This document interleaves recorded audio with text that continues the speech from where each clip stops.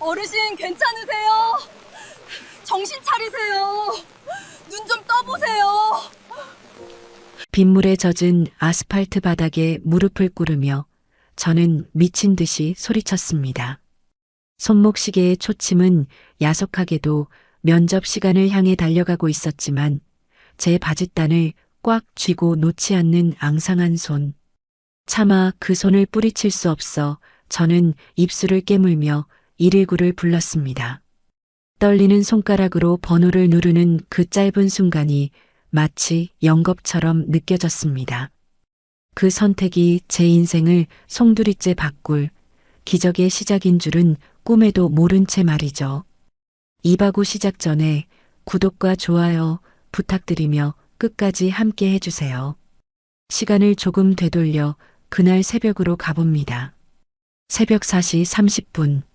알람이 울리기도 전에 눈이 번쩍 뜨였습니다. 뜬 눈으로 밤을 지새웠다는 표현이 더 정확하겠네요. 얇은 이불을 걷어내고 일어나 앉자 심장이 제멋대로 쿵쾅거리기 시작했습니다. 마치 가슴속에 작은 북이 하나 들어있는 것처럼요. 오늘은 제 인생의 디데이였습니다. 국내 굴지의 대기업 한성그룹의 최종 면접 날. 좁은 단칸방 곰팡이가 핀 천장 얼룩이 새벽 어스름 속에 괴물처럼 일렁거렸습니다. 지긋지긋한 가난. 이 굴레를 벗어날 수 있는 유일한 비상구는 오직 합격이라는 두 글자뿐이었습니다. 조심스럽게 방문을 열고 부엌으로 나갔습니다. 옆방에서 주무시는 어머니가 깰까봐 발뒤꿈치를 들고 살금살금 걸었습니다. 그런데 부엌에서는 이미 달그락거리는 소리와 함께 구수한 냄새가 풍겨오고 있었습니다. 좁은 싱크대 앞에 서 있는 어머니의 뒷모습. 허리춤에 낡은 앞치마를 두르고 가스불 앞에서 무언가를 정성스럽게 적고 계셨습니다. 엄마, 앉았어? 제 목소리에 어머니가 화들짝 놀라 뒤를 돌아보셨습니다. 어머, 우리 딸 깼어? 더 자지 않고. 아니야. 냄새가 너무 좋아서 깼어. 이게 무슨 냄새야? 가스레인지 위 큰 냄비에서는 뽀얀 국물이 보글보글 끓고 있었습니다. 미역국이었습니다. 그것도 큼지막한 소고기가 듬뿍 들어간 소고기 미역국. 우리 집 형편의 소고기는 명절이나 생일 때가 아니면 구경조차 하기 힘든 귀한 식재료였습니다. 오늘 우리 지은이 대장군처럼 나가서 싸우고 와야 하는데 빈속으로 보낼 수 있나? 엄마가 어제 시장 가서 제일 좋은 양지로 끊어왔어. 얼른 세수하고 와.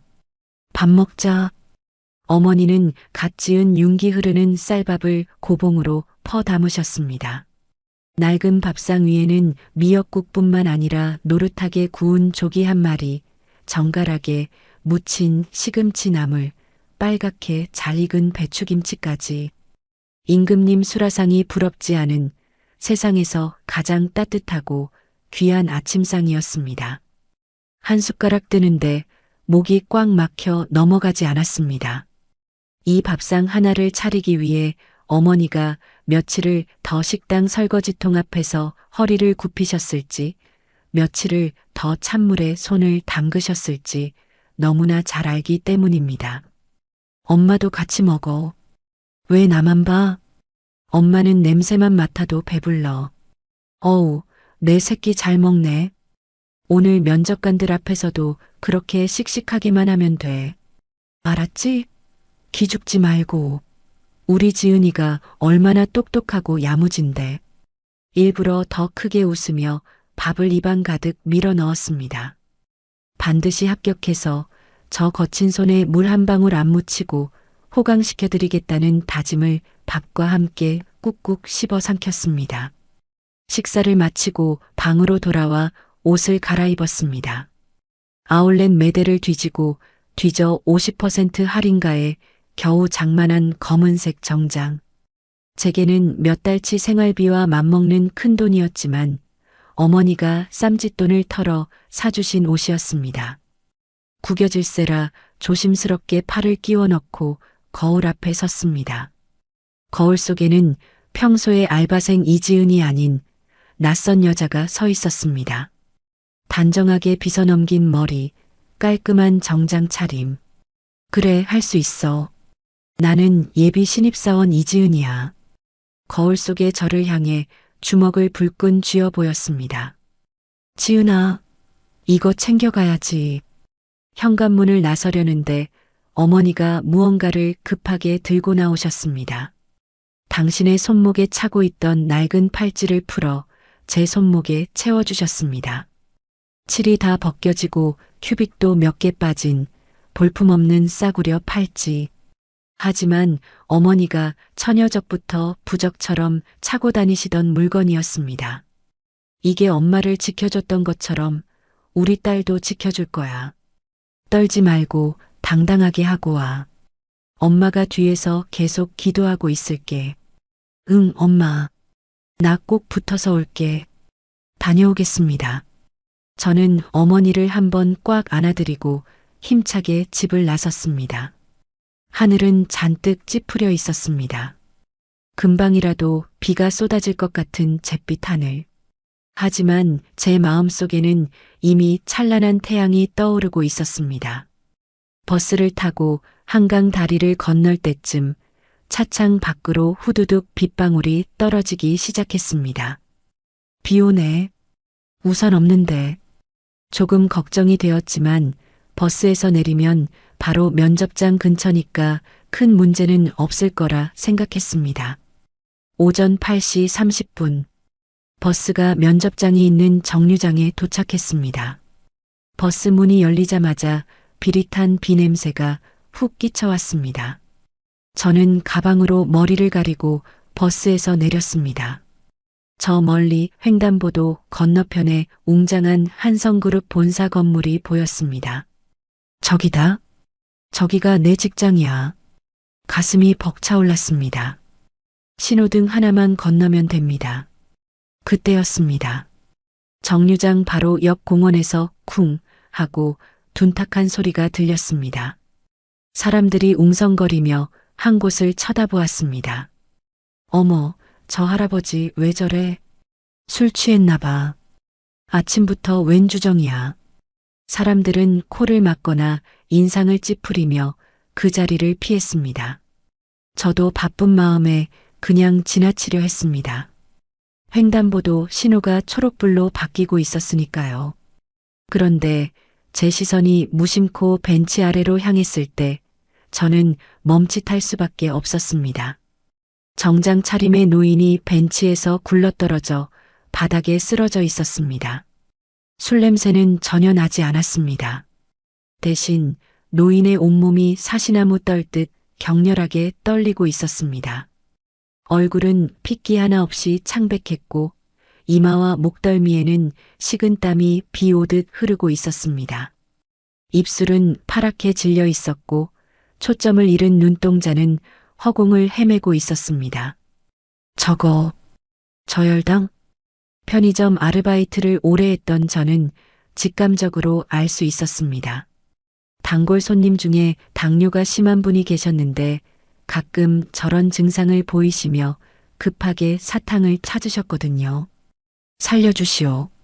노인은 모기만한 목소리로 웅얼거리고 있었습니다. 주위를 둘러봤지만 사람들은 모두 출근하느라 바빠 보였습니다. 아무도 관심을 주지 않았습니다. 저 건너편 횡단보도 신호등의 초록불이 깜빡거리고 있었습니다. 지금 건너야 합니다. 지금 건너서 로비로 들어가야 늦지 않게 도착할 수 있습니다. 그냥 가. 모르는 척해. 119 신고만 해주면 되잖아. 악마의 목소리가 속삭였습니다. 여기 사람 많잖아. 누군가 도와주겠지. 굳이 내가 아니어도 돼. 너 오늘 면접 보러 온 거잖아. 저 건물 들어가야지. 저는 떨리는 손으로 주머니에서 핸드폰을 꺼냈습니다. 119 버튼을 누르며 뒷걸음질 쳤습니다. 그래, 신고는 했으니까. 내 할 도리는 다 한 거야. 신호등이 빨간불로 바뀌었습니다. 다음 신호를 기다리면 늦을 수도 있습니다. 마음이 급해졌습니다. 그런데 그때 노인의 손이 허공을 휘젓다가 제 구두 발목을 덥석 잡았습니다. 도와줘. 그 힘은 죽어가는 사람의 것이라고는 믿기지 않을 만큼 절박했습니다. 차가운 손, 하지만 식은 땀으로 축축하게 젖은 그 손. 그 손등에 거친 주름이, 못이 박인 굳은 살이 제 시야에 꽉 찼습니다. 그 손은 돌아가신 아버지가 공사판에서 벽돌을 나르던 그 손과 너무나 닮아 있었습니다. 새벽마다 식당 불판을 닦느라 지문이 다 닳아버린 어머니의 손과 겹쳐 보였습니다. 이 노인도 누군가의 아버지일 텐데. 젠장. 저는 저도 모르게 욕설을 내뱉으며 어깨에 메고 있던 가방을 바닥에 내던졌습니다. 그리고 털썩 노인 옆에 무릎을 꿇었습니다. 무릎에서 툭 하고 스타킹이 터지는 소리가 났습니다. 아끼던 정장 치마가 빗물 고인 바닥에 닿아 축축해졌습니다. 어르신, 정신 차리세요. 저혈당이세요? 당뇨 있으세요? 노인은 대답 대신 덜덜 떨며 고개만 끄덕였습니다. 주머니를 뒤져봤지만 사탕이나 초콜릿 같은 건 없었습니다. 주위를 둘러봤습니다. 저만치 편의점 간판이 보였습니다. 잠깐만요. 제가 뭐 좀 사올게요. 조금만 참으세요. 저는 하이힐을 신은 채 빗속을 뚫고 편의점으로 달렸습니다. 빗물이 얼굴을 때리고 숨이 턱 끝까지 차올랐습니다. 편의점 문을 박차고 들어가 오렌지 주스와 초콜릿을 집어들고 계산대로 뛰었습니다. 빨리요. 빨리 계산해 주세요. 사람이 죽어가요. 다시 정류장으로 돌아왔을 때 노인은 이미 의식을 잃어가고 있었습니다. 저는 노인의 머리를 제 무릎에 받치고 떨리는 손으로 오렌지 주스 뚜껑을 땄습니다. 어르신, 이거 드세요. 삼키세요. 제발이요. 주스를 흘려 넣었지만 노인은 제대로 삼키지 못하고 쿨럭거렸습니다. 주스가 턱을 타고 흘러내려 제 정장 재킷을 적셨습니다. 흰 블라우스에 주황색 얼룩이 번져갔습니다. 드셔야 해요. 드셔야 산다고요.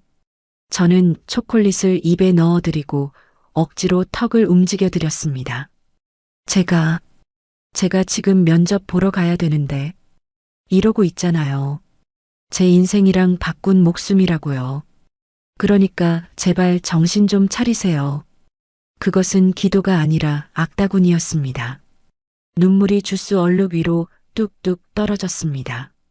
1분, 2분. 노인의 떨림이 조금씩 잦아들고 창백했던 얼굴에 아주 희미하게 핏기가 돌기 시작했습니다.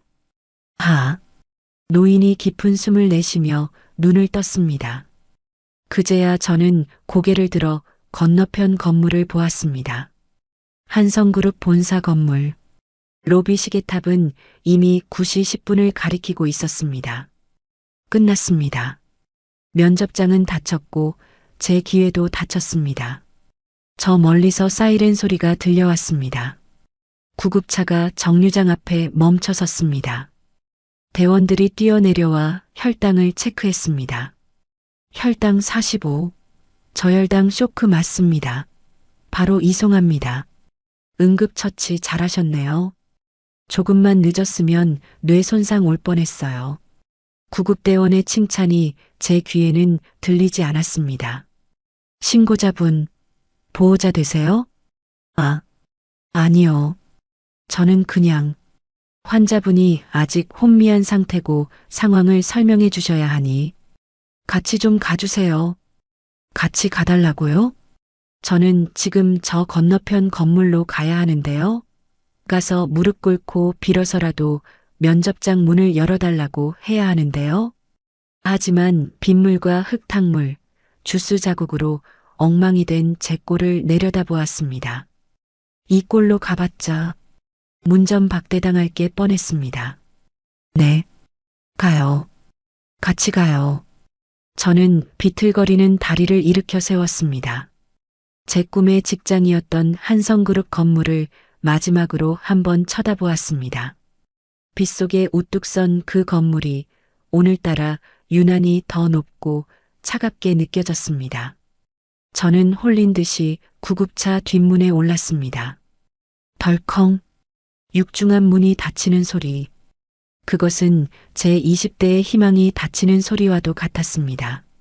구급차 안에서 저는 좁은 보조석에 웅크리고 앉아 산소호흡기를 쓴 노인의 얼굴을 바라보았습니다. 이 얼굴 하나를 살리기 위해 나는 내 모든 것을 걸었습니다. 핸드폰이 징징 울렸습니다. 한성그룹 인사팀. 저는 눈을 질끈 감고 핸드폰을 뒤집어 버렸습니다. 엄마, 미안해. 정말 미안해. 속으로 엄마의 이름을 부르며 저는 소리 없이 오열했습니다. 구급차는 사이렌을 울리며 빗속을 뚫고 달렸고 제 운명 또한 알 수 없는 곳으로 질주하고 있었습니다. 보호자분, 접수처로 와주세요. 간호사의 날카로운 목소리가 멍해진 제 정신을 후려쳤습니다. 응급실의 자동문이 열릴 때마다 끼쳐오는 습한 비냄새와 독한 소독약 냄새가 뒤섞여 속을 메스껍게 만들었습니다. 저는 비틀거리는 다리를 억지로 끌고 접수대로 향했습니다. 제 발자국마다 흙탕물이 뚝뚝 떨어져 병원의 하얀 바닥을 더럽히고 있었습니다. 마치 제 인생의 오점처럼요. 환자분 성함이랑 주민등록번호요. 모릅니다. 네, 보호자 아니세요? 길에서 쓰러지셔서. 간호사는 미간을 찌푸리며 저를 위아래로 훑어보았습니다. 산발이 된 머리, 주스 얼룩으로 엉망이 된 흰 블라우스, 무릎이 찢어진 스타킹, 한쪽 굽이 부러진 구두. 거울을 보지 않아도 알 수 있었습니다. 지금 제 꼴이 얼마나 우스꽝스럽고 처참한지. 대기업 예비 신입사원은 온데간데 없고 그냥 빗속을 헤매다 온 미친 여자 하나가 서 있을 뿐이었습니다. 그럼 일단 무명남으로 접수할게요. 신원 확인되면 수정하고요. 신고자분 연락처 적어주세요. 떨리는 손으로 볼펜을 잡았습니다. 손이 너무 심하게 떨려 제 전화번호조차 제대로 적을 수가 없었습니다. 삐뚤빼뚤한 글씨. 제 마음만큼이나 엉망진창이었습니다. 접수를 마치고 대기실 의자에 털썩 주저앉았습니다. 차가운 플라스틱 의자의 감촉이 얇은 정장 치마를 뚫고 엉덩이로 전해졌습니다. 그 냉기가 척추를 타고 올라와 머리끝까지 얼어붙게 만드는 것 같았습니다. 고개를 들어 벽시계를 보았습니다. 오전 9시 45분. 끝났습니다. 정말로 모든 게 끝나버렸습니다. 면접 시작 시간은 9시. 입실 마감은 8시 50분. 지금 택시를 타고 날아가도, 아니 순간이동을 한다 해도 소용없었습니다. 제 머릿속에서 와르르 하고 무언가 무너지는 소리가 들렸습니다. 그것은 제가 지난 1년 동안 쌓아 올린 공든 탑이 무너지는 소리였습니다. 밤새워 쓴 자기소개서, 달고 다른 면접 예상 질문지, 편의점 폐기 도시락으로 끼니를 때우며 모은 학원비, 가리고 엄마의 기도. 그 모든 것이 이 병원 바닥의 흙탕물처럼 형체도 없이 사라져버렸습니다. 탄식이 입 밖으로 새어나왔습니다. 눈물조차 나오지 않았습니다. 너무 기가 막히고 허탈해서 그저 멍하니 허공만 응시할 뿐이었습니다. 내가 지금 무슨 짓을 한 거지? 후회가 밀물처럼 밀려왔습니다. 그냥 지나칠걸. 눈 딱 감고 모른 척할걸. 그랬으면 지금쯤 면접 대기실에 앉아서 마지막 점검을 하고 있었을 텐데. 긴장된 표정으로 옆 사람과 눈인사를 나누고 123번 이지은입니다. 하고 씩씩하게 외치고 있었을 텐데. 주머니 속에서 핸드폰이 징마이너스하고 울렸습니다. 마치 시한폭탄의 카운트다운처럼 느껴졌습니다. 무서웠습니다. 확인하기가 두려웠습니다. 하지만 확인해야만 했습니다. 이것이 제 현실이니까요. 한성그룹 인사팀, 발신 전용, 이지은 지원자님, 금일 면접 불참으로 최종 불합격 처리되었습니다. 추후 귀하의 건승을 빕니다. 최종 불합격. 5글자가 핸드폰 화면을 뚫고 나와 제 심장에 비수를 꽂았습니다. 추후 귀하의 건승을 빈다니요. 당신들이 내 건승을 짓밟아 놓고선, 아니지, 짓밟은 건 나 자신이구나. 내 멍청한 선택이 내 발등을 찍은 거구나. 저는 핸드폰을 가슴에 품고 고개를 숙였습니다. 어깨가 들썩이기 시작했습니다. 참았던 눈물이 기어이 터져 나왔습니다.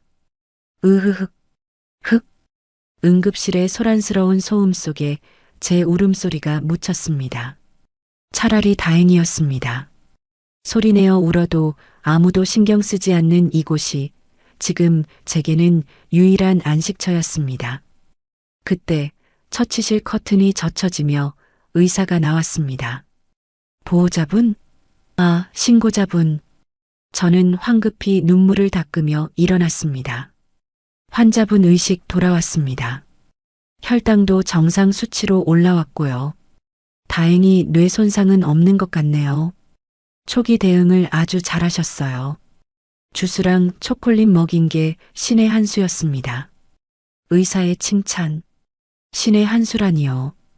그 주스를 사러 편의점에 뛰어갔던 그 5분이 제 인생에는 악수였는데요. 제 꿈과 맞바꾼 그 오렌지 주스 한 병. 씁쓸한 웃음이 나왔습니다. 가보셔도 됩니다. 환자분이 찾으시네요. 의사의 말에 저는 처치실 안으로 들어갔습니다. 링거를 꽂은 채 누워있는 노인. 아까 길바닥에서 봤던 그 죽어가던 모습과는 달리 혈색이 많이 돌아온 상태였습니다. 하지만 여전히 초라하고 남루한 행색은 그대로였습니다. 노인이 저를 보자마자 몸을 일으키려 했습니다. 학생, 아니 아가씨, 쉰 목소리. 하지만 힘이 실려 있었습니다. 괜찮으세요? 몸은 좀 어떠세요? 제가 묻자 노인은 젖은 눈으로 저를 빤히 쳐다보았습니다. 자네가 나를 살렸어. 사탕, 주스, 다 기억나. 노인의 투박한 손이 제 손을 덥석 잡았습니다. 따뜻했습니다. 아까의 그 차갑고 축축했던 손이 아니었습니다. 살아있는 사람의 온기. 그 온기가 전해지자 묘하게도 억울했던 마음이 아주 조금, 눈곱만큼 누그러지는 기분이 들었습니다. 고맙네. 정말 고마워. 내 이 은혜는 죽어서도 잊지 않겠네. 노인은 제 손을 잡고 연신 고개를 숙였습니다. 그 정수리에 듬성듬성한 흰 머리카락이 보였습니다. 우리 아버지도 살아계셨다면 저렇게 늙으셨겠지. 아니에요. 당연히 해야 할 일인데요. 뭘? 거짓말이었습니다. 당연하지 않았습니다. 저는 수백 번도 더 도망치고 싶었고 지금도 후회하고 있으니까요. 하지만 노인의 저 간절한 눈빛 앞에서 차마 당신 때문에 내 인생 망쳤어요 라고 말할 수는 없었습니다. 근데 자네 옷이? 노인이 제 몰골을 보며 안타까워했습니다. 아, 이거 괜찮아요. 빨면 되죠. 어디 중요한 데 가는 길 아니었나? 면접이라고 했던 것 같은데. 심장이 철렁했습니다. 아까 제가 울부짖으며 했던 말을 들으셨구나. 아, 네. 뭐? 어떻게 됐나? 늦은 건가? 노인의 눈에 걱정이 가득 찼습니다. 저는 억지로 입꼬리를 올렸습니다. 입술이 파르르 떨렸지만 애써 밝은 척했습니다. 아니에요. 시간 넉넉했어요. 연락해서 사정 말하니까. 오후에 와도 된다고 하더라고요. 걱정 마세요. 새빨간 거짓말. 이 노인에게 죄책감을 심어주고 싶지 않았습니다. 어차피 엎질러진 물. 저분 탓을 한다고 해서 불합격이 합격으로 바뀌는 것도 아니니까요. 차라리 저분이라도 마음 편하게 해드리는 게 제가 할 수 있는 마지막 선행이라고 생각했습니다. 정말인가? 아유, 다행이네. 정말 다행이야. 나 때문에 젊은 사람 앞길 막는 거 아닌가 해서. 노인은 안도의 한숨을 내쉬며 가슴을 쓸어내렸습니다. 그 모습을 보니 코끝이 찡해졌습니다. 저렇게 순박하게 믿으시다니. 그럼 저 이제 가볼게요. 가족분들한테는 연락됐나요? 응? 아, 가족. 없네. 혼자야. 노인의 눈빛이 순간 쓸쓸해졌습니다. 아, 죄송해요. 그럼 편안히 쉬세요. 치료비는 제가 낼 형편이 안 돼서. 아닐세. 무슨 소리. 내가 알아서 함세. 가보게. 얼른 가서 면접 잘 보게. 꼭 붙을 거야. 자네 같은 착한 사람은. 네. 감사합니다. 저는 꾸벅 인사를 하고 도망치듯 처치실을 나왔습니다. 등 뒤에서 꼭 붙어 화이팅 하고 외치는 노인의 목소리가 들렸습니다. 그 응원이 비수가 되어 제 등을 찔렀습니다.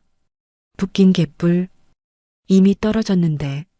병원을 빠져나오자 밖은 여전히 비가 내리고 있었습니다. 추적추적. 제 마음을 대변이라도 하듯 하늘은 우중충했습니다. 우산도 없었습니다. 그냥 맞기로 했습니다.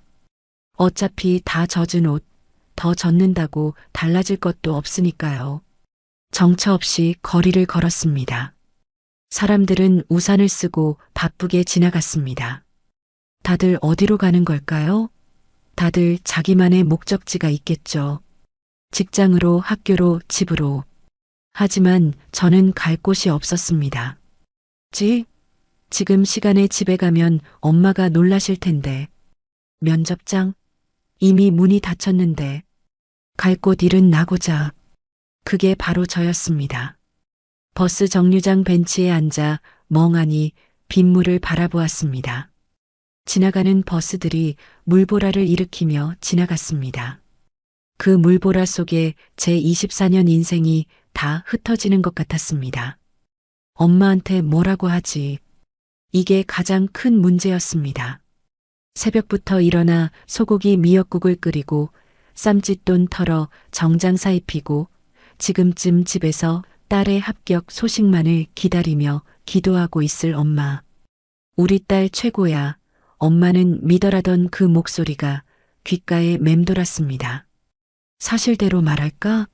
사람 구하다가 늦었다고. 아니야. 그러면 엄마는 잘했다.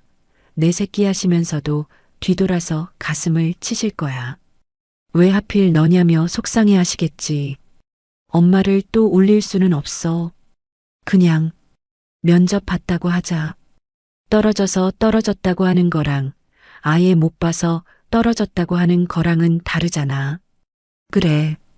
면접은 잘 봤는데 내가 부족해서 떨어진 걸로 하자. 그게 엄마 마음 덜 아프게 하는 길이야. 거짓말. 또 거짓말. 오늘 하루에만 몇 번째 거짓말인지 모르겠습니다. 제 인생이 거짓으로 얼룩지는 기분이었습니다. 오후 4시가 넘어서야 자리에서 일어났습니다. 비에 젖은 옷이 말라가며 으슬으슬 한기가 느껴졌습니다. 하지만 몸의 추위보다 마음의 추위가 더 견디기 힘들었습니다. 편의점에 들러 가장 싼 컵라면 하나를 사 먹었습니다.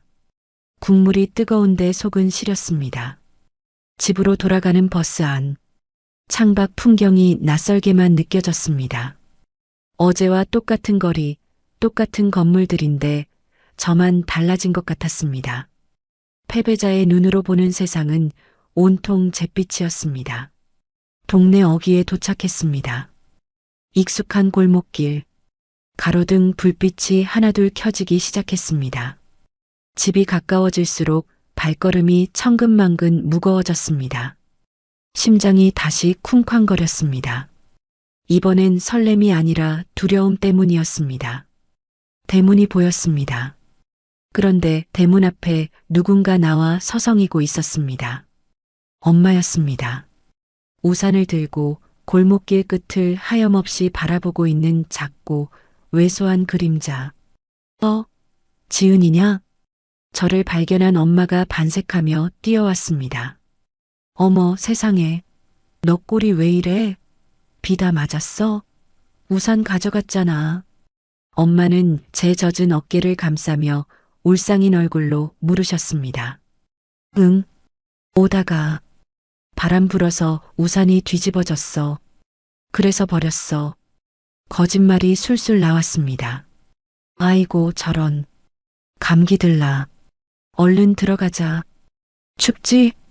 엄마의 따뜻한 손이 제 차가운 손을 잡았습니다. 그 온기에 눈물이 핑 돌았습니다. 현관문을 열고 들어서자 집 안가득 고기 굽는 냄새가 진동했습니다. 좁은 방 한가운데 밥상이 펴져 있고 신문지 위에 휴대용 가스버너가 놓여 있었습니다. 그리고 그 옆에는 붉은 선홍빛의 삼겹살이 수북하게 쌓여 있었습니다. 상추, 깻잎, 파절이, 기름장. 완벽한 잔치상이었습니다. 짜잔. 우리 딸 고생했으니까 엄마가 파티 준비했지. 어때? 죽이지? 엄마는 아이처럼 해맑게 웃으며 자랑하셨습니다. 그 웃음을 보니 가슴이 미어 터질 것 같았습니다. 나는 이 잔치상을 받을 자격이 없는데, 나는 엄마의 기대를 배신하고 왔는데, 응, 와, 진짜 맛있겠다.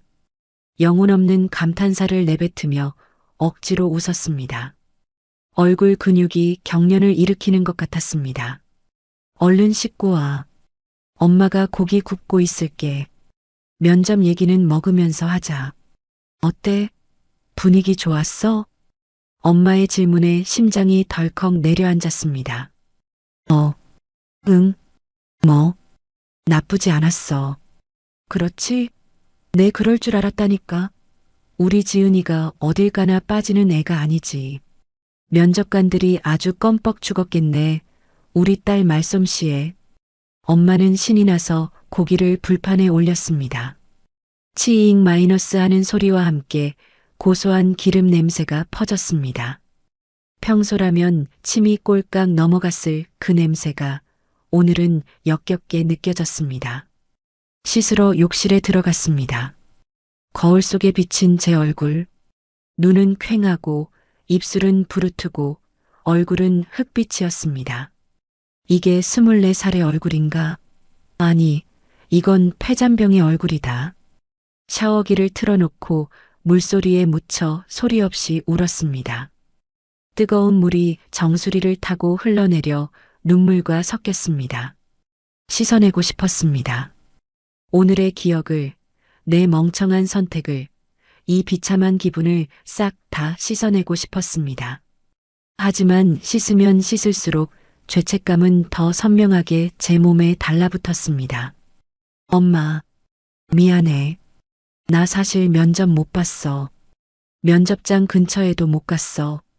엄마가 사준 그 비싼 옷 입고 엄마가 끓여준 미역국 먹고 가서 길바닥에서 구르다 왔어. 속으로 수천 번도 더 고백했습니다. 하지만 입 밖으로는 단 한마디도 낼 수 없었습니다. 욕실을 나오자 엄마가 쌈 하나를 입에 넣어주셨습니다. 아 해봐. 우리 딸 고생했어. 입안 가득 퍼지는 고기 맛. 하지만 제 혀는 모래를 씹는 것 같았습니다. 꾸역꾸역 목구멍으로 넘겼습니다. 체할 것 같았습니다. 근데 엄마, 나 좀 피곤해서 밥 먹고 바로 자도 돼? 그럼, 당연하지. 긴장 풀려서 그렇구나. 많이 먹고 푹 자. 내일은 늦잠 자도 돼. 엄마가 다 치울 테니까. 그날 밤, 엄마는 설거지를 하느라 달그락거렸고 저는 이불을 머리 끝까지 뒤집어 쓰고 누웠습니다. 잠이 올 리가 없었습니다. 눈을 감으면 오늘 아침 그 노인의 손이, 응급실의 천장이, 그리고 불합격 문자가 떠올랐습니다. 옆자리에 엄마가 눕는 소리가 들렸습니다. 우리 딸 좋은 꿈 꿔. 오늘 정말 수고했어. 엄마의 손이 제 등을 토닥거렸습니다. 그 규칙적인 리듬, 어릴 때부터 나를 재워주던 그 손길. 저는 입술을 꽉 깨물어 울음을 삼켰습니다. 베개가 축축하게 젖어 들어갔습니다. 제발 내일 아침이 오지 않았으면, 이대로 영원히 잠들었으면. 그런 못된 생각을 하며 저는 지옥 같은 밤을 견뎌내고 있었습니다.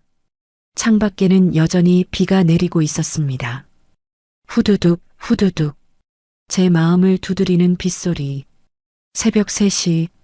세상이 가장 깊은 잠에 빠져 있을 시간이지만 제 눈은 말똥말똥하게 깨어 있었습니다.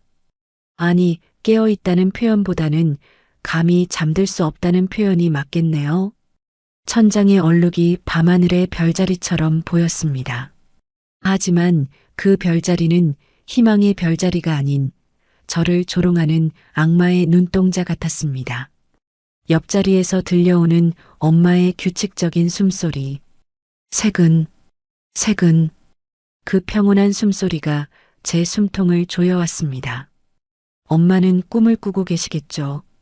딸이 합격증을 들고 뛰어오는 꿈, 멋진 사원증을 목에 걸고 첫 출근을 하는 꿈, 그리고 그 월급으로 빨간 내복을, 아니 백화점 코트를 사들이는 꿈. 저는 입술을 꽉 깨물어 울음을 삼켰습니다. 베개는 이미 땀과 눈물로 축축하게 젖어 있었습니다. 도망치고 싶다. 이 좁은 방에서, 엄마의 기대에서, 그리고 무엇보다 이 비겁한 거짓말쟁이인 저 자신에게서 도망치고 싶었습니다. 어제 저녁 엄마가 차려준 삼겹살 파티는 제 인생 최후의 만찬 같았습니다.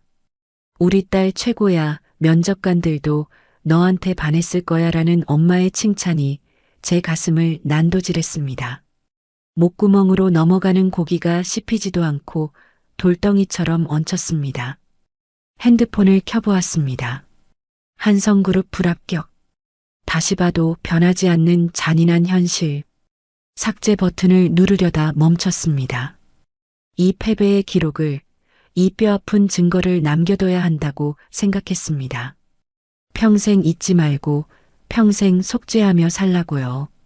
창밖에는 여전히 비가 추적추적 내리고 있었습니다. 저 빗소리가 그치면 아침이 오겠죠. 아침이 오면 엄마는 또 묻겠죠. 언제 발표나니?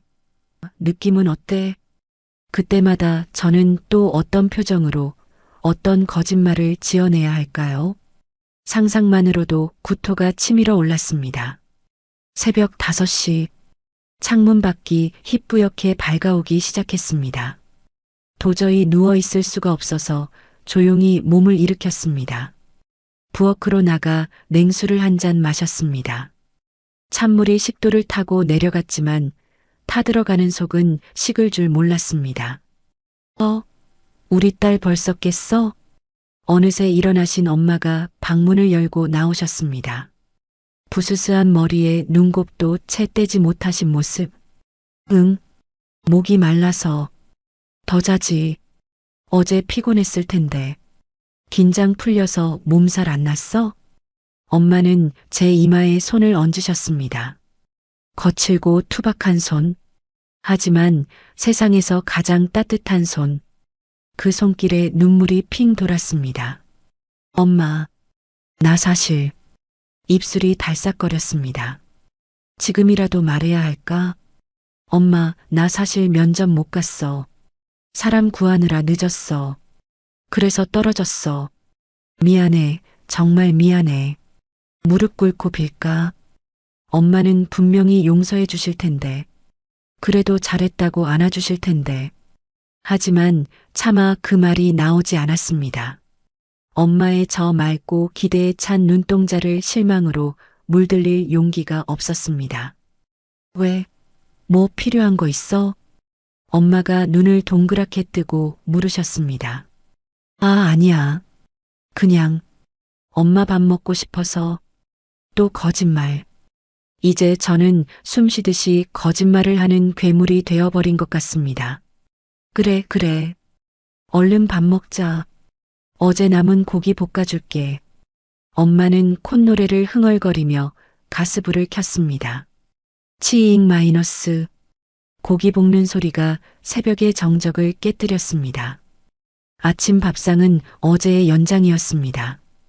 엄마는 밥그릇 위에 고기를 얹어주며 끊임없이 미래를 이야기하셨습니다. 합격하면 우리 이사부터 갈까? 아니지. 너 출퇴근하기 좋은 곳으로 가야지. 엄마는 여기서 살아도 돼. 너만 좋으면 돼. 첫 월급 타면 뭐 할 거야? 적금부터 들어야지. 저는 기계처럼 고개를 끄덕이며 밥을 씹어 삼켰습니다. 밥알이 모래알 같았습니다. 제발 그만. 제발 그만해 엄마. 속으로 비명을 질렀습니다. 그때였습니다. 부웅 마이너스 부웅 마이너스. 밖에서 낯선 엔진 소리가 들려왔습니다. 평소 이 골목길에서 들리는 트럭이나 오토바이 소리가 아니었습니다. 묵직하고 낮게 깔리는 아주 육중한 저음의 엔진 소리. 마치 거대한 짐승이 골목길을 기어오르는 듯한 소리였습니다. 이게 무슨 소리래? 아침부터? 엄마도 젓가락질을 멈추고 귀를 기울이셨습니다. 저거 뭐야? 이 동네에 저런 차가 왜 들어와? 누가 이사 오나? 아닌데, 이삿짐 차가 아닌데? 밖에서 동네 사람들의 웅성거리는 소리가 들렸습니다. 저희 집은 2층이라 골목이 훤히 내려다 보였습니다. 호기심 많은 엄마가 먼저 창문을 열고 내다보셨습니다. 어머, 세상에. 지은아, 이리 와봐. 저것 좀 봐. 엄마의 호들갑에 저도 엉겁결에 창가로 다가갔습니다. 그리고 제 눈을 의심했습니다. 좁고 가파른 쓰레기 봉투가 나뒹구는 우리 집 앞 골목길. 그곳에 마치 영화 7이나 배트맨에서나 나올 법한 시커먼 대형 세단 한 대가 떡하니 멈춰 서 있었습니다. 본닛 위에 박힌 엠블럼이 아침 햇살을 받아 번쩍거렸습니다. 차를 잘 모르는 제가 봐도 억소리 나는 최고급 외제차였습니다. 이질감이었습니다. 낡은 붉은 벽돌집들과 전봇대에 엉킨 전선들 사이로 저토록 매끈하고 세련된 기계 덩어리가 놓여 있다는 것이 비현실적으로 느껴졌습니다. 뭐지? 번지수를 잘못 찾았나? 여기 재개발한다고 보러 온 건가? 별의별 생각이 다 들었습니다. 그때 운전석 문이 열리고 검은 정장을 입은 건장한 남자가 내렸습니다. 그는 주위를 한번 휙 둘러보더니 뒷좌석 문을 정중하게 열었습니다. 누가 내리는 거지? 동네 아주머니들도 숨을 죽이고 지켜보고 있었습니다. 차에서 내린 사람은 중절모를 쓴 중년의 신사였습니다. 멀리서 봐도 기품이 흘러넘쳤습니다. 잘 다려진 회색 슈트에 넥타이, 그리고 한 손에는 지팡이가 아닌 장우산을 들고 있었습니다. 그런데 그 신사가 고개를 들어 정확히 제가 있는 2층 창문을 올려다보았습니다. 순간 저와 눈이 딱 마주쳤습니다. 심장이 쿵 하고 내려앉았습니다. 어디선가 낯이 익었습니다. 아니, 낯이 익은 정도가 아니라 설마 제 머릿속을 스쳐 지나가는 한 사람. 어제 빗속에서 제가 주스를 먹여 살려냈던 그 노인. 공원에서 쓰러져 덜덜 떨던 그 할아버지와 이목구비가 너무나 닮아 있었습니다. 아니, 똑같았습니다. 하지만 분위기는 천지 차이였습니다. 어제의 그 초라하고 병약했던 모습은 온데간데였고 지금 저기 서 있는 사람은 마치 대기업 회장님 같은 위압감을 뿜어내고 있었으니까요. 그 신사가 저를 보며 아주 희미하게 미소를 지었습니다. 그리고 가볍게 목례를 했습니다. 마치 오랫동안 기다려온 귀한 사람을 만난 듯한 표정으로요. 엄마, 나 잠깐만. 저는 홀린 듯이 현관문을 열고 뛰쳐나갔습니다. 지은아, 밥 먹다 말고 어디가? 엄마의 외침도 귀에 들어오지 않았습니다. 슬리퍼를 신은 채 계단을 뛰어내려갔습니다. 심장이 터질 듯이 뛰었습니다. 이게 도대체 무슨 상황일까요? 꿈인가? 아직 내가 악몽을 꾸고 있는 건가? 대문 밖으로 나가자 신선한 아침 공기와 함께 묵직한 자동차 엔진 열기가 느껴졌습니다. 동네 사람들의 시선이 일제히 저에게 쏠렸습니다. 그리고 그 신사가 저를 향해 뚜벅뚜벅 걸어왔습니다. 가까이서 보니 더욱 압도적이었습니다. 은발의 머리카락, 깊게 패인 주름조차 멋스러워 보이는 중후함. 학생. 아니, 이지은 양. 그의 목소리는 낮고 부드러웠지만 거역할 수 없는 힘이 실려 있었습니다. 어제의 그 쉰 목소리가 아니었습니다. 네, 맞는데요. 저는 기어들어가는 목소리로 대답했습니다. 어제는 정말 고마웠네. 경황이 없어서 제대로 인사도 못했어. 그는 중절모를 벗고 저에게 정중하게 고개를 숙였습니다. 동네 사람들이 웅성거리기 시작했습니다. 뭐야? 지은이가 저 사람을 알아? 어머, 웬일이니? 무슨 일이야? 저는 당황해서 어쩔 줄을 몰랐습니다. 아, 아니에요. 별 말씀을요. 몸은 괜찮으세요? 덕분에 자네가 준 주스 덕분에 살았어. 병원에서도 그러더군. 자네 아니었으면 큰일 날 뻔했다고. 그는 따뜻한 눈빛으로 저를 바라보았습니다. 그리고 뒤에 서 있던 비서에게 손짓을 했습니다. 비서가 앞으로 나와 저에게 두툼한 흰 봉투를 내밀었습니다. 아무런 글씨도 쓰여 있지 않은 봉투. 하지만 그 두께만 봐도 안에 무엇이 들어있는지 직감할 수 있었습니다. 약소하지만 제 성이네. 받아주게. 돈, 사례금. 순간 머릿속이 복잡해졌습니다. 어제 날린 내 면접 기회, 불합격 문자, 엄마의 기대, 그 모든 것이 이 봉투 하나로 보상될 수 있을까요?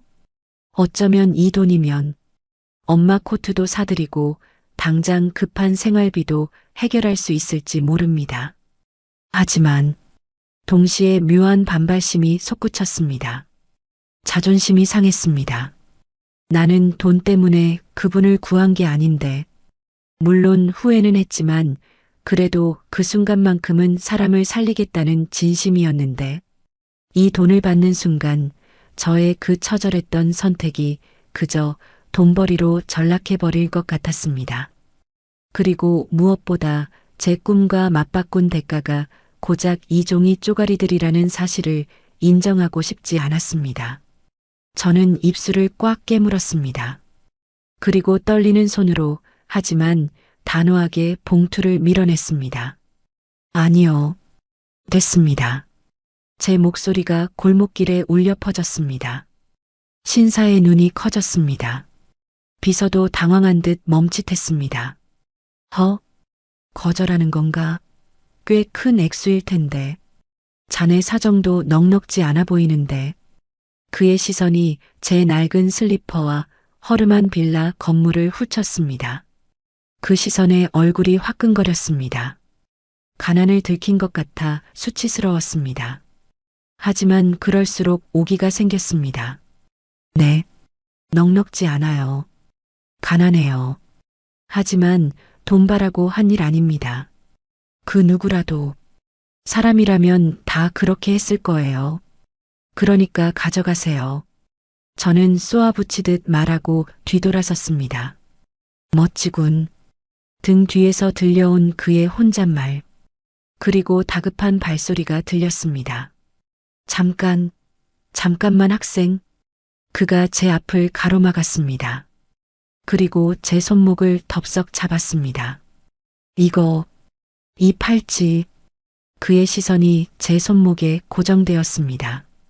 어제 엄마가 채워주신 그 낡은 팔찌. 칠이 다 벗겨지고 큐빅도 빠져볼 품 없는 시장통에서나 팔 법한 싸구려 팔찌.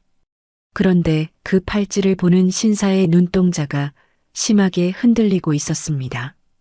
그가 잡은 제 손목이 덜덜 떨리고 있었습니다. 자네, 혹시 어머니 함자가. 그의 목소리가 물기에 젖어 갈라졌습니다. 김순자, 맞나? 저는 소스라치게 놀라 그를 쳐다보았습니다. 내 이름도 아니고 우리 엄마 이름을 어떻게 우리 엄마 이름을 아세요? 그 순간 신사의 눈에서 굵은 눈물방울이 툭 하고 떨어졌습니다. 그것은 단순한 눈물이 아니었습니다. 사무치는 그리움과 회한이 뒤섞인 뜨거운 눈물이었습니다. 순자야, 순자야. 그 중후하고 위엄 있던 신사가 내 손목을 붙잡은 채 아이처럼 울먹이고 있었습니다. 제 손목을 타고 전해지는 그의 떨림이 너무나 격렬해서 저조차 덩달아 온몸이 떨려왔습니다. 이게 도대체 무슨 상황인 걸까요? 어제 내가 구한 노인이 억만장자 같은 모습으로 나타나 우리 엄마의 이름을 부르며 울고 있다니.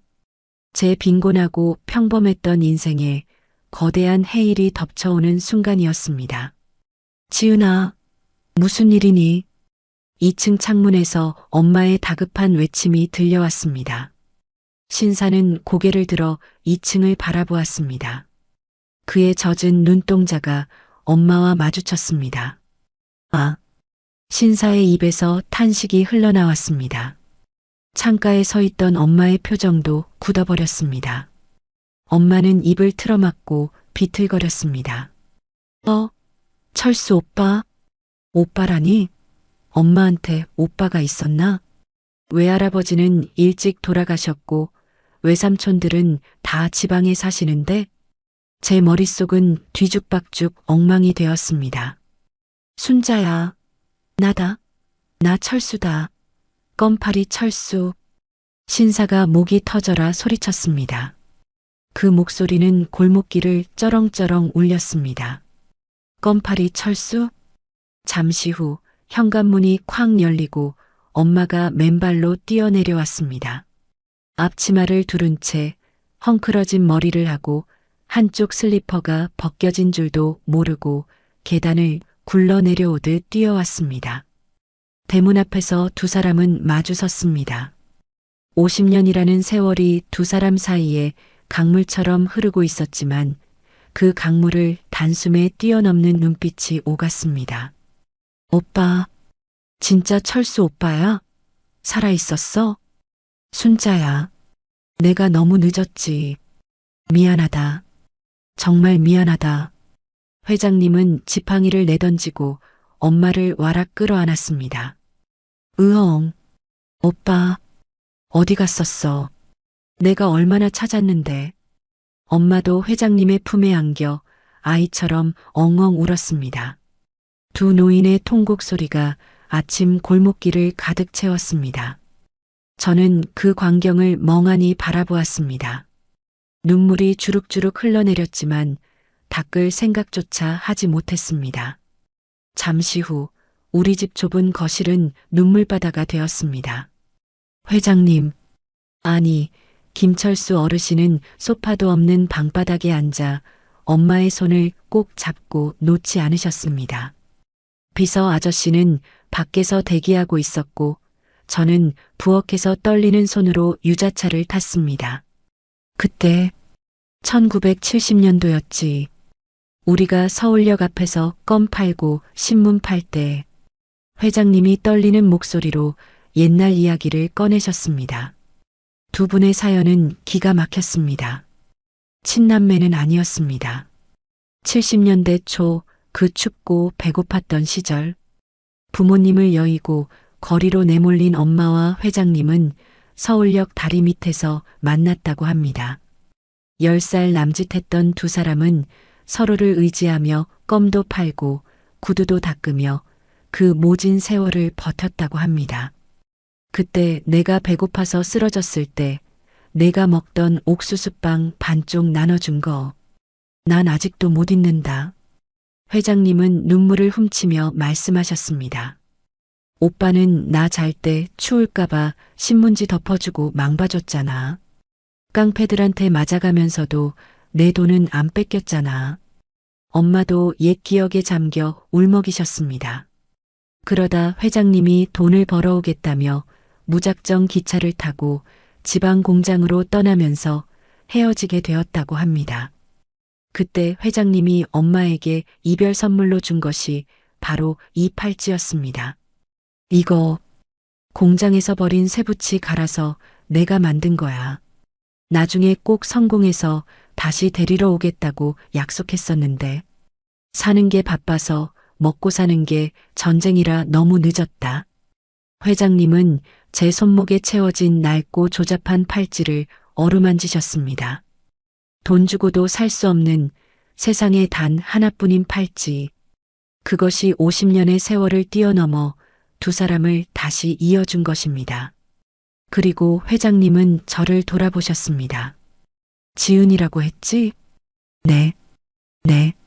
자네가 순자 딸이라니. 세상에 이런 인연이 어디 있나? 핏줄은 아니지만 자네 어머니는 내게 핏줄보다 더 진한 동생이야. 그러니 자네는 내 조카나 다름없어. 그는 감격에 겨워 제 어깨를 두드렸습니다. 어제 내가 자네 발목을 잡았을 때 자네가 날 뿌리치지 않은 게 다 하늘의 뜻이었어. 자네 어머니가 나를 2번 살린 거야. 50년 전 옥수수빵으로, 그리고 어제 자네를 통해서. 저는 고개를 숙였습니다. 부끄러웠습니다. 저는 핏줄이 당겨서가 아니라 그냥 무서워서, 그리고 아주 잠깐의 양심 때문에 그런 것뿐인데. 죄송해요. 저는 사실 도망치려고 했어요. 그냥 모른 척하고 싶었어요. 저도 모르게 고해성사를 했습니다. 그러자 회장님이 빙그레 웃으셨습니다. 그게 사람이지. 누구나 다 그래. 하지만 자네는 결국 멈췄잖아. 내 손을 잡아줬잖아. 그게 중요한 거야. 자네는 용기 있는 사람이야. 그 말이 제 가슴에 박혔습니다. 용기 있는 사람. 어제 하루 종일 저를 괴롭혔던 패배자, 나고자라는 꼬리표가 떨어져 나가는 기분이었습니다. 그런데 오빠 어떻게 된 거야? 이렇게 성공한 거야? 저 차는 뭐고? 엄마가 물으셨습니다. 회장님은 쑥스러운 듯 헛기침을 하셨습니다. 운이 좋았지. 중동 건설붐 때 사우디 가서 죽도록 일하고 한국 와서 건설 회사 하나 차린 게 좀 커졌어. 조그만 건설 회사라니요. 회장님, 그때 현관에 서 있던 비서 아저씨가 불쑥 들어와 명함 한 장을 건넸습니다. 저는 두 손으로 명함을 받았습니다. 금박으로 새겨진 로고, 그리고 그 아래 적힌 직함. 한성건설 회장 김철수. 헉! 저는 숨을 들이켰습니다. 한성건설. 대한민국 아파트는 다 짓는다는 그 대기업. 제가 어제 면접 보러 가려던 한성그룹의 모기업이잖아요. 아? 한성건설이요? 진짜요? 어제 여기 말이 꼬여 나오지 않았습니다. 엄마도 놀라서 입을 다물지 못했습니다. 한성? 우리 동네 재개발한다고 플래카드 붙은 그 회사? 오빠가 거기 주인이야? 회장님은 머쓱한 표정으로 웃으셨습니다. 허허, 뭘 그렇게 놀라나? 그냥 집 짓는 사람이야. 겸손도 유분수지. 재개 거물이 그냥 집 짓는 사람이라니요. 제 머릿속이 팽글팽글 돌았습니다. 어제 내가 구한 노인이 한성건설 회장님이었다니. 이건 로또 1등 당첨보다 더 희박한 확률이었습니다. 저기, 지은 양. 회장님이 진지한 표정으로 저를 부르셨습니다. 네, 회장님. 저도 모르게 군기가 바짝 들어 대답했습니다. 어제 면접 못 봤다고 했지? 아, 네. 저는 고개를 푹 숙였습니다. 엄마가 옆에서 놀란 눈으로 저를 쳐다봤습니다. 지은아, 너 면접 못 봤어? 어제 잘 봤다고 했잖아. 이제는 숨길 수가 없었습니다. 모든 게 밝혀지는 순간이었습니다. 엄마, 미안해. 사실, 면접장 바로 앞에서 회장님 쓰러지신 거 보고 편의점 가서 주스 사오고 구급차 타고 병원 가느라 면접장 못 들어갔어. 거짓말해서 미안해. 저는 펑펑 울며 엄마에게 빌었습니다. 아이고, 이 미련한 거사. 엄마가 제 등짝을 찰싹 때리셨습니다. 하지만 엄마의 눈에서도 눈물이 흐르고 있었습니다. 사람 살리는 게 중요하지. 면접이 대수야? 잘했다. 내 새끼 잘했어. 엄마는 저를 끌어안고 같이 우셨습니다. 그 모습을 흐뭇하게 바라보던 회장님이 입을 열었습니다. 지은 양, 내 비서한테 다 들었네. 자네가 나 때문에 그 중요한 기회를 날렸다는 거. 아니에요. 제 선택이었어요. 아니, 내 책임이야. 그래서 내가 바로잡아 주려고 하네. 회장님은 비서에게 눈짓을 했습니다. 비서가 서류 봉투 하나를 꺼내 저에게 건넸습니다. 이게 뭐예요? 열어보게. 떨리는 손으로 봉투를 열었습니다. 안에는 종이 한 장이 들어 있었습니다. 상단에는 한성건설 로고가 박혀 있었고 그 아래에는 굵은 글씨로 이렇게 적혀 있었습니다. 특별 채용 합격 통지서. 성명 이지은. 위 사람은 생명을 존중하는 희생정신과 투철한 도덕성을 갖춘 인재로서 본사의 인재상에 완벽히 부합함으로 특별 채용함을 통지합니다. 네, 저는 제 눈을 의심했습니다. 글자들이 춤을 추는 것 같았습니다. 특별 채용이요? 저, 합격한 거예요? 자네 같은 인재를 놓치면 우리 회사 손해지. 스펙? 학벌? 그런 건 서류 쪼가리에 불과해. 눈앞의 이익보다 사람을 먼저 생각하는 그 마음. 그게 우리 회사가 찾는 진짜 인재상이야. 내가 보증하네. 회장님은 인자한 미소를 지으며 제게 윙크를 하셨습니다. 오빠. 엄마가 감격해서 말을 잇지 못했습니다. 저는 그 자리에 주저앉아 엉엉 울어버렸습니다. 어제의 서러움, 오늘 새벽의 절망, 죄책감. 그 모든 감정들이 한꺼번에 씻겨 내려가는 기분이었습니다. 감사합니다. 감사합니다, 회장님. 아닐세. 나를 살려줘서 내가 더 고맙지. 그리고 회장님은 엄마의 손을 꼭 잡으셨습니다. 순자야. 이제 고생 끝이다. 너랑 지은이 내가 책임지 마.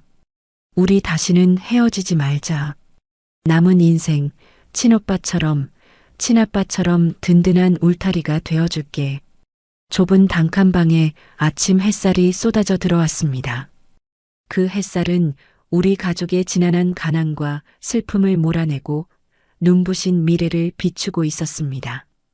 제 손목에 낡고 녹슨 팔찌가 햇살을 바다보석처럼 반짝였습니다. 엄마의 말이 맞았습니다. 이 팔찌가 정말로 우리를 지켜준 것입니다. 일주일 뒤 우리 모녀는 10평 남짓한 반지하 단칸방을 떠나 40평대 고급 아파트로 이사했습니다. 한성건설이 지은 최신식 아파트 한성 필하우스. 김철수 회장님이 우리에게 준 첫 번째 선물이었습니다. 대리석 바닥, 천장에 달린 샹들리에, 그리고 창밖으로 한강이 내려다 보이는 탁 트인 거실. 엄마는 소파에 앉지도 못하고 바닥을 기어다니며 연신 감탄사를 내뱉으셨습니다. 세상에, 우리 지은이 방 좀 봐. 운동장이다, 운동장. 제 방에는 최신형 컴퓨터와 책상, 그리고 푹신한 침대가 놓여 있었습니다. 창가에 서서 도시의 풍경을 내려다보았습니다. 일주일 전만 해도 저 아래 개미처럼 작은 사람들 틈에 섞여 하루하루를 전쟁처럼 살았는데 이제 저는 구름 위에 떠 있는 기분이었습니다. 하지만 이 모든 호사가 공짜는 아니었습니다. 회장님은 저에게 딱 한 가지 조건을 거셨습니다. 지은아, 넌 이제 내 조카이자 양녀다. 그에 걸맞은 능력을 갖춰야 해. 회사로 출근해서 밑바닥부터 배워라. 낙하산이라고 손가락질 안 받게 내 실력으로 증명해. 그 말씀이 얼마나 든든하고도 무서운지 저는 주먹을 불끈 쥐었습니다. 네, 회장님. 절대 실망시켜드리지 않을게요. 드디어 첫 출근 날. 저는 회장님이 선물해 주신 고급 정장을 입고 거울 앞에 섰습니다.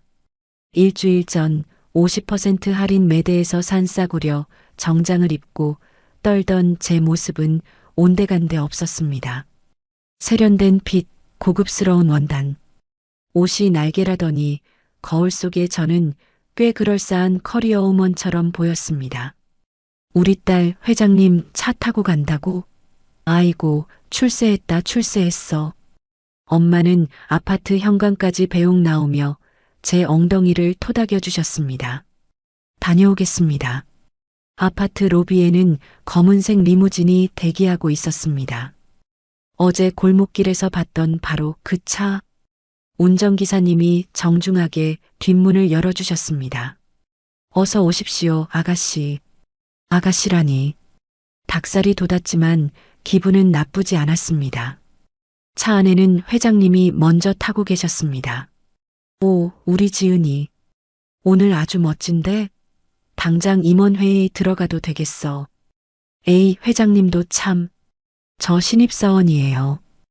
허허, 겉모습은 이미 사장감이야. 리무진은 미끄러지듯 도로를 달려 한성건설 본사 앞에 도착했습니다.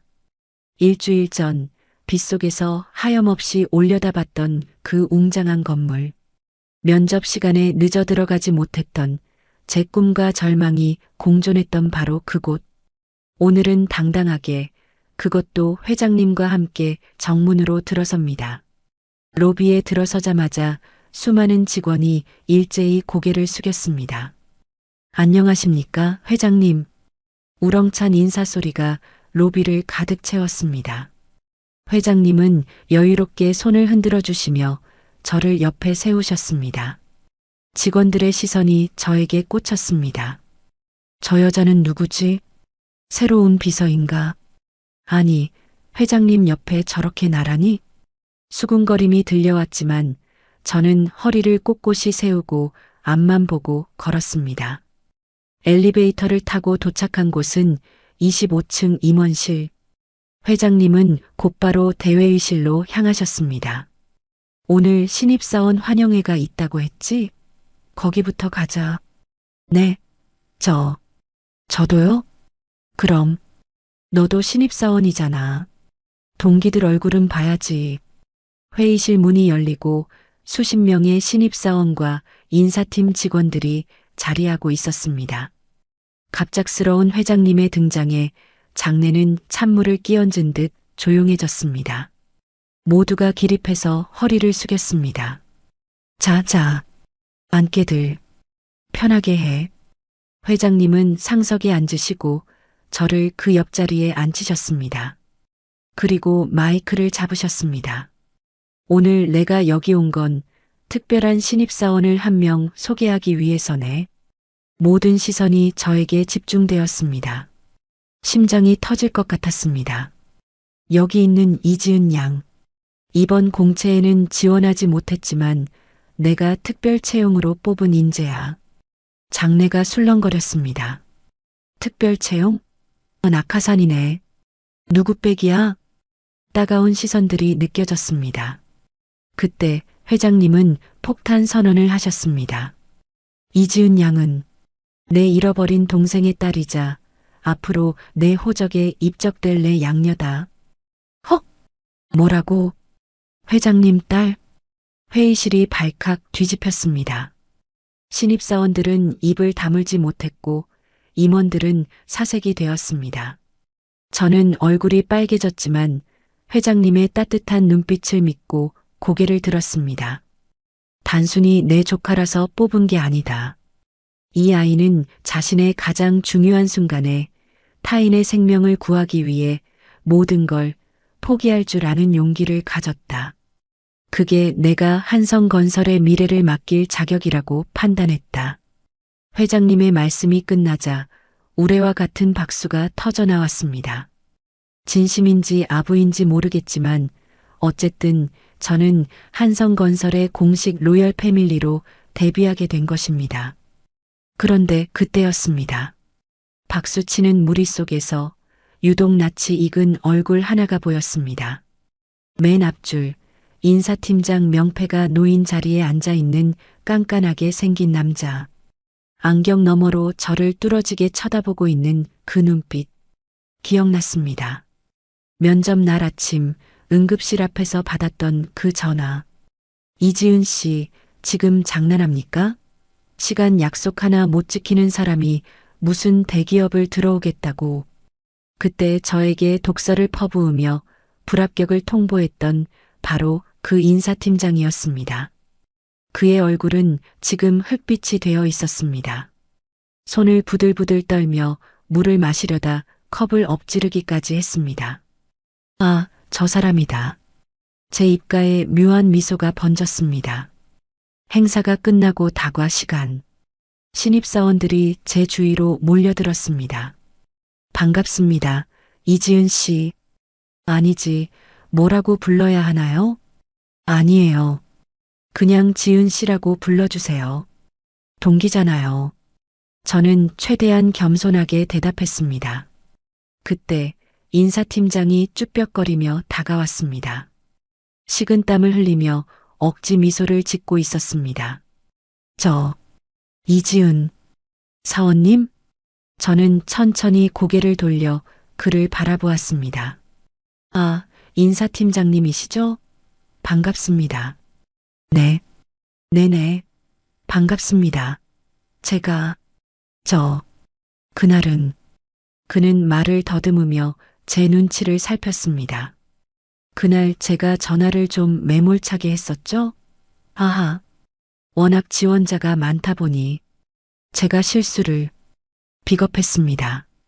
약자에게는 한없이 강하고 강자 앞에서는 한없이 비굴해지는 전형적인 강약 약강.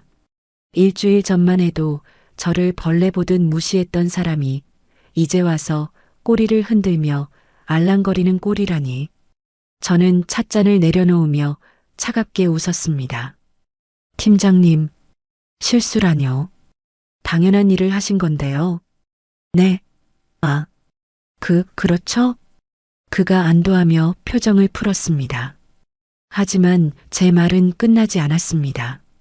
시간 약속 못 지키는 사람은 대기업 들어올 자격 없다고 하셨죠? 틀린 말 아니에요. 저도 그렇게 생각하니까요. 아, 하지만 팀장님, 사람 목숨이 경각에 달린 상황에서도 규정 타령만 하는 사람이 과연 사람을 위한 집을 짓는 건설 회사에 어울리는 인재일까요? 저는 그게 좀 의문이네요. 제 말에 인사팀장의 얼굴이 하얗게 질렸습니다. 주변에 있던 동기들과 임원들이 숨을 죽였습니다. 분위기가 싸해졌습니다. 앞으로 잘 부탁드립니다, 팀장님. 제가 많이 배우겠습니다. 특히 사람을 대하는 태도에 대해서는 제가 팀장님께 가르쳐 드릴 게 많을 것 같네요. 저는 그에게 정중하게 하지만 뼈 있는 악수를 청했습니다. 인사팀장은 덜덜 떨리는 손으로 제 손을 잡았습니다. 그의 손바닥은 식은땀으로 축축했습니다. 어제 제가 구했던 회장님의 손은 따뜻했는데 이 사람의 손은 차갑고 불쾌했습니다. 그럼요. 잘 모시겠습니다. 아가씨. 그는 허리를 90도로 숙였습니다. 저는 그를 뒤로하고 돌아섰습니다. 창밖으로 보이는 서울의 전경. 일주일 전 저 아래서 울고 있던 이지은은 이제 없습니다. 이제 저는 한성건설의 지은이, 아니 김철수 회장의 딸 이지은으로서 새로운 전쟁을 시작할 것입니다. 그리고 이 전쟁에서 저는 절대 지지 않을 것입니다. 봄, 여름, 가을, 겨울, 그리고 다시 봄. 계절이 5번이나 바뀌었습니다. 그 사이 제 명함의 직함도 사원에서 대리로, 그리고 최연소 기획실장으로 바뀌었죠. 물론 뒷말이 없었던 건 아닙니다. 회장님 딸이니까 승진이 빠르겠지. 금수저 물고 태어난 줄 알았더니 다이아 수저를 주었네 같은 수군거림들. 하지만 저는 그런 시선들에 기죽지 않았습니다. 새벽 5시에 출근해서 가장 늦게 퇴근하고 건설 현장 한바집에서 인부 아저씨들과 밥을 비벼 먹으며 도면을 체크했습니다. 제 손에는 굳은 살이 박였고 얼굴은 검게 그을렸습니다. 그렇게 5년을 버티니 사람들의 눈빛이 달라지더군요. 이제는 저를 낙하산이 아닌 독종 이 실장이라고 부릅니다. 하지만 회사 밖에서의 변화는 더 극적입니다. 일요일 아침 7시. 알람이 울리기도 전에 방문이 벌컥 열립니다. 지은아, 일어나라. 북한산 가야지. 등산복을 풀세트로 차려입은 회장님. 아니, 아빠가 호루라기까지 불며 저를 깨우십니다. 아빠 5분만. 어제 야근했단 말이에요. 야근은 야근이고 등산은 등산이지. 정상 가서 김밥 먹어야지. 얼른 일어나. 거실로 나가면 엄마가 도시락을 싸고 계십니다. 아이고, 오빠는 애 피곤한데 좀 놔두지. 지은아, 힘들면 안 가도 돼. 무슨 소리야, 순자야. 체력이 국력이야. 얘가 나중에 이 큰 회사 끌고 가려면 하체가 튼튼해야 해. 이 소란스럽고 평범한 일요일 아침 풍경. 이것이 바로 제가 얻은 가장 큰 기적이었습니다. 한강뷰 아파트보다 억대 연봉보다 더 값진 것. 바로 잔소리하는 아빠가 생겼다는 사실입니다. 차를 타고 북한산 입구로 향했습니다. 운전은 제가 했습니다. 기사님은 주말엔 쉬게 해드려야 한다는 게 아빠의 철칙이었으니까요. 뒷좌석에서는 엄마와 아빠가 끊임없이 수다를 떠셨습니다. 오빠, 저기 개나리 핀 것 좀 봐. 옛날에 우리 서울역에 있을 때도 저렇게 폈었잖아. 그랬지. 그때 내가 개나리 꺾어서 내 머리에 꽂아줬던 거 기억나냐? 어머, 주책이야. 기억하지 마. 두 분의 대화를 듣고 있으면 50년 전 가난했던 그 시절이 흑백 영화처럼 그려집니다. 가난했지만 서로를 아끼던 오누이. 그 사랑이 돌고 돌아 지금의 우리를 있게 한 것이겠죠. 산행은 쉽지 않았습니다. 아빠는 칠순이 다 된 나이에도 날다람쥐처럼 산을 오르셨습니다. 지은아, 힘내라. 거의 다 왔다. 저만치 앞서가던 아빠가 손을 흔드셨습니다. 헉, 헉, 같이 가요. 저는 땀을 뻘뻘 흘리며 뒤따라갔습니다. 드디어 정상, 100군데 바위 위에 섰습니다. 발 아래로 서울 시내가 한눈에 내려다 보였습니다. 저 멀리 한성건설 본사 빌딩도 성냥갑처럼 작게 보였습니다. 야호! 아빠가 두 팔을 벌리고 소리치셨습니다. 엄마도 덩달아 야호! 하고 외치셨습니다.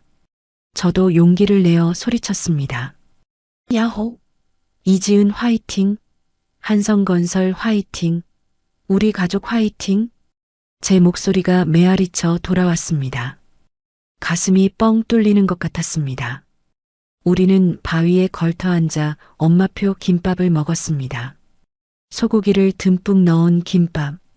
5년 전 그날 아침의 미역국처럼 엄마의 사랑이 꽉꽉 눌러 담긴 맛이었습니다. 맛있다. 역시 순자 김밥이 최고야. 아빠는 입가에 밥풀을 묻히며 웃으셨습니다. 그러다 문득 진지한 표정으로 저를 바라보셨습니다. 지은아. 네, 아빠. 나 이제 은퇴할까 한다. 네. 김밥을 먹다 사례가 들릴 뻔했습니다. 갑자기요? 아직 정정하시잖아요. 몸은 정정하지. 근데 마음이 좀 쉬고 싶네. 그동안 앞만 보고 너무 달렸어. 이제 남은 시간은 내 엄마랑 여행도 다니고 낚시도 하고 너 시집 가는 것도 보고 그렇게 살고 싶다. 아빠의 눈가에 맺힌 주름이 오늘따라 더 깊어 보였습니다. 평생을 치열하게 살아오신 분, 껌파리 소년에서 대기업 회장이 되기까지 얼마나 많은 풍파를 견뎌오셨을까요? 이제는 그 무거운 짐을 내려놓고 싶다는 말씀에 가슴이 뭉클해졌습니다. 그래요, 오빠. 이제 좀 쉬어. 지은이도 저만큼 컸잖아. 엄마가 아빠의 손을 잡아주셨습니다. 근데, 지은아, 내가 물려줄 건 회사 지분이나 돈만이 아니야. 아빠는 제 눈을 똑바로 쳐다보셨습니다. 사람을 귀하게 여기는 마음, 그거 하나만 지켜다오. 5년 전 내가 내 손을 잡아줬던 그 마음, 그것만 잊지 않으면 한성은 영원할 거야. 눈물이 핑 돌았습니다. 그날의 선택, 면접을 포기하고 쓰러진 노인을 구했던 그 바보 같은 선택. 그것이 제 인생의 정답이었다고 아빠는 다시 한번 확인시켜 주신 것입니다. 네, 약속할게요. 아빠가 읽어놓으신 것들 제가 잘 지킬게요. 그리고 더 따뜻한 회사로 만들게요. 제 대답에 아빠가 환하게 웃으셨습니다. 그 미소는 100만 불짜리 계약서보다 더 값진 것이었습니다. 자, 분위기 너무 무거워진다. 사진이나 찍자. 엄마가 핸드폰을 꺼내셨습니다. 우리는 북한산 정상을 배경으로 섰습니다. 가운데 아빠 왼쪽에 엄마 오른쪽에 저. 하나, 둘, 셋. 김치. 찰칵. 사진 속 세 사람의 얼굴은 햇살보다 더 눈부시게 빛나고 있었습니다. 피 한 방울 섞이지 않았지만 세상 그 누구보다 닮은 미소. 이것이 바로 가족이 아닐까요? 하산하는 길, 아빠가 제 손을 잡으셨습니다. 투박하고 거친 손. 하지만 세상에서 가장 든든한 손. 지은아. 네. 고맙다. 내 딸이 되어줘서. 그 한마디에 저는 참았던 눈물을 터뜨리고 말았습니다. 아니에요. 제가 더 고마워요. 제 아빠가 되어주셔서, 저를 버리지 않아주셔서. 산길을 내려오는 내내 우리는 손을 놓지 않았습니다. 저 멀리 붉게 물드는 노을이 우리 세 사람의 그림자를 길게 늘어뜨렸습니다. 그 그림자는 하나로 겹쳐져 마치 거대한 나무처럼 보였습니다. 어떤 비바람에도 흔들리지 않을 뿌리 깊은 나무처럼요. 제 손목에 낡은 팔찌가 짤랑거리는 소리를 냈습니다. 마치 우리 가족의 행복을 축복하는 종소리처럼 들렸습니다. 내일 아침이 오면 저는 또다시 치열한 전쟁터로 출근하겠죠. 하지만 두렵지 않습니다. 제 뒤에는 저를 믿어주는 든든한 백, 아니 진짜 가족이 있으니까요. 이것으로 제 기적 같은 이야기는 끝이 났습니다. 아니, 어쩌면 이제부터가 진짜 시작일지도 모르겠습니다. 사람 냄새 나는 회장님 이지은의 이야기는 이제부터 쓰여질 테니까요. 오늘의 이바구는 여기까지입니다. 끝까지 함께 해주셔서 감사드리며 구독과 좋아요 눌러주시면 놀라운 인생 사연들을 누구보다 먼저 무료로 만나보실 수 있습니다.